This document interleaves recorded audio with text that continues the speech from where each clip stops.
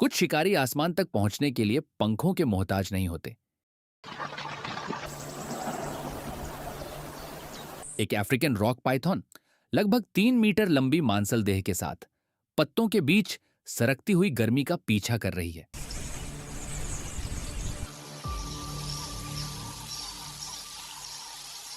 ऊंचे बसे एक घोंसले में 3 चूजे सिमटे बैठे हैं।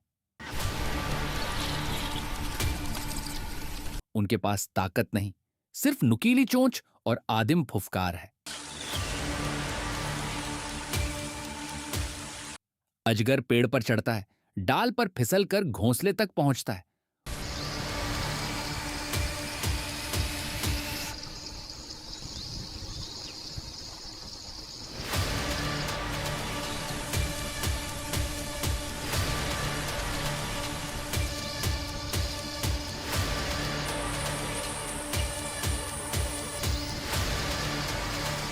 उसका सिर उठता है, मापता है, चुनता है, वार आने वाला है। एक चूजा उसकी कसती हुई पकड़ में जकड़ जाता है। अजगर आगे बढ़ता है। चूजे चोंच मारते हैं, लेकिन डर हावी हो जाता है। छिपने की अब कोई जगह नहीं।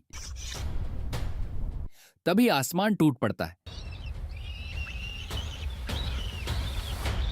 कानों को चीर देने वाली चीख के साथ मां मार्शल ईगल डाल पर आ गिरती है। वह जानती है अगर अजगर ने उसे लपेट लिया तो सब खत्म। इसीलिए वह हवा और वजन से लड़ती है। पंखों की मार, शरीर का धक्का, पंखों की ढाल। अजगर पलटकर वार करता है, हार मानने को तैयार नहीं, लेकिन उकाब डटी रहती है।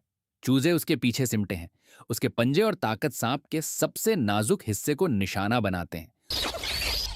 एक चूक। एक चूजा पत्तों से फिसल कर गिरता है जमीन की ओर।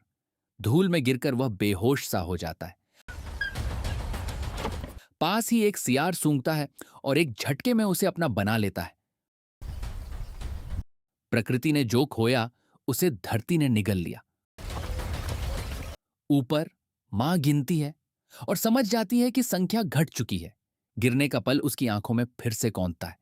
अराजकता में एक और चूजा भी खो जाता है।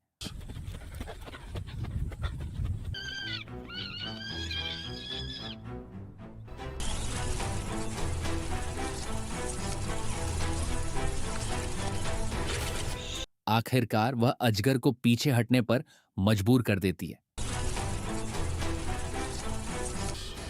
वह उड़ान भरती है और नीचे सियार का पीछा करती है।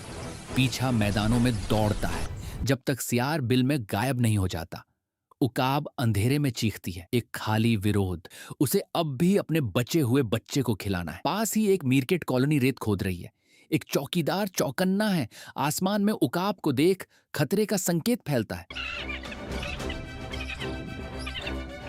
और सब भागते हैं। लेकिन एक पल की हिचक, उकाब सीधी नीचे गिरती है जैसे एक तीर। उसके पंजे सटीक वार करते हैं। धूल के गुब्बार में शिकार खत्म।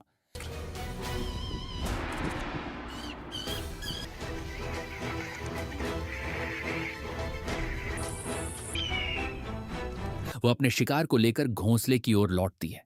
अब दिन की हिंसा खामोशी में बदल जाती है। वह अपने आखिरी चूजे को ताजा मांस खिलाती है। 2 जिंदगियां धरती को चुकानी पड़ी, लेकिन यह एक उड़ने के लिए जिंदा रहेगा।